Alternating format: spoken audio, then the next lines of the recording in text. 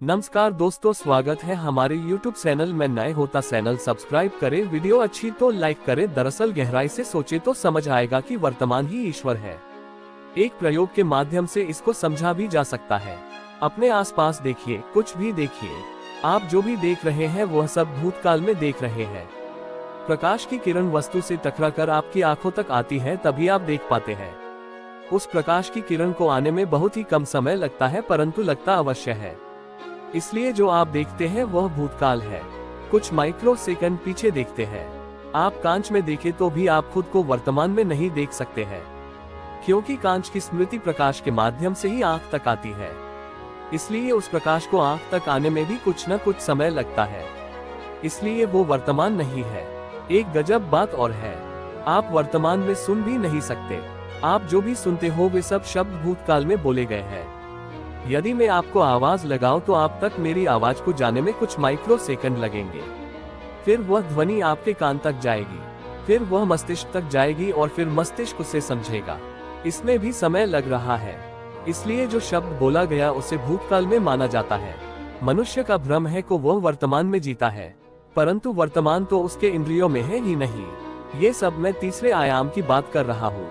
हमारा ब्राह्मण तीसरे आयाम तक ही सीमित है।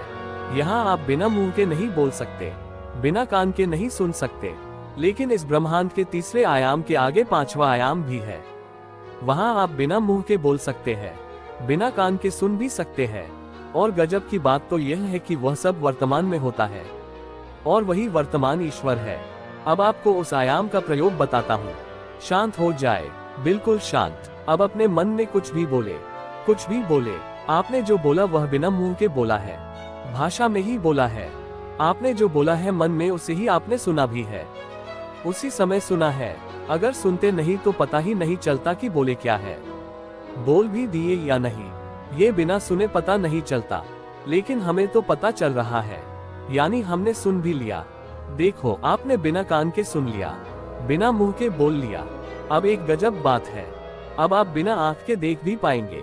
अपनी आंखें बंद कर ले और अब लाल सेब को देखे। बस देखना ही तो है। सोच ले और लाल सेब दिख जाएगा। बिना आंखों के ही देखा है। ये सब पांचवे आयाम में हो रहा है, और वही ईश्वर है। मैंने ऊपर कहा कि वर्तमान ही ईश्वर है। आपने पांचवे आयाम में वर्तमान को समझ लिया, देखा, सुना और बोला भी वर्तमान में। अब एक बात बताता हूँ, एक गहरी बात है।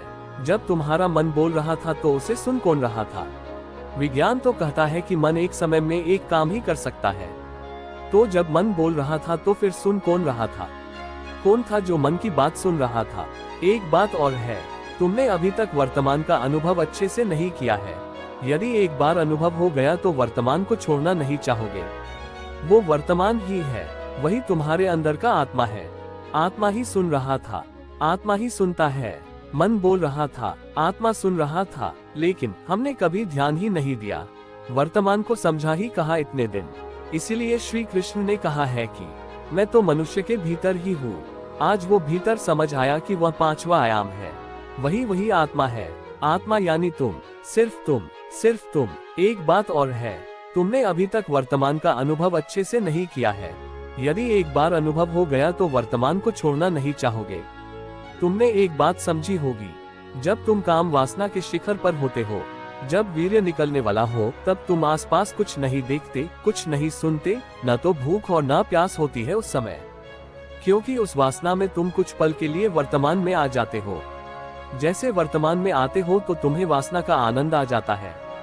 अब जरा सोचो, एक पल के वर्तमान में इतना आनंद आता है, तो जब सदैव ही वर्तमान में रहने लगोगे तो कितना गजब आनंद आएगा। ये तो मैं भी नहीं बता सकता कि कितना गजब का आनंद होगा वो। इसलिए कहता हूँ, स्त्री पुरुष का सौंदर्य भी कुछ नहीं है कृष्ण के सामने, वह अलौकिक है। एक बार तार बैठ गया तो ये वासना का आनंद भी बड़ा छोटा लगेगा। इसलिए कहता हूँ, तार बिठा लो कृष्ण से, संपर्क कर लो उससे, वर्तमान से। वर्तमान ही ईश्वर है, वही सत्य है, वही सत्य है, वही